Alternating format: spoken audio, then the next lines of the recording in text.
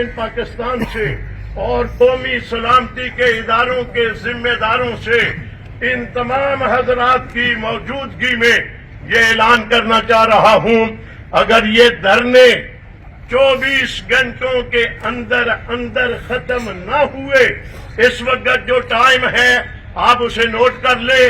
इस वक्त से 24 घंटों के बाद उनके कराची में अगर 16 जगहों पे धरने हैं, हम 60 जगहों के ऊपर